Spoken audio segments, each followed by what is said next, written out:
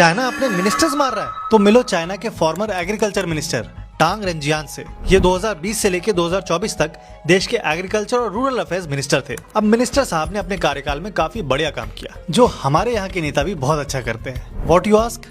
घोटाला।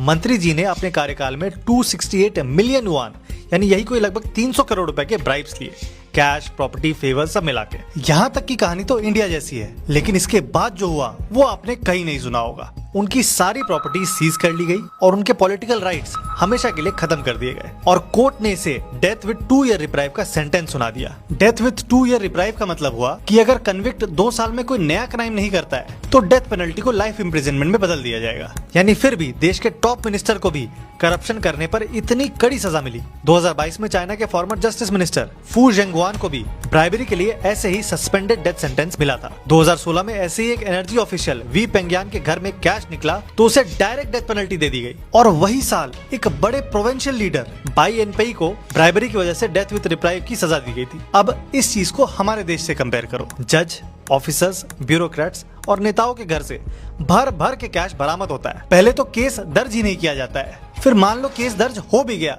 तो सालों तक चलता है। और इन केसेस का नतीजा क्या निकलता है वो आपको पता ही है। ऐसे और जियोपॉलिटिकल कंटेंट के लिए तरुण ग्लोबल को फॉलो कर लेना।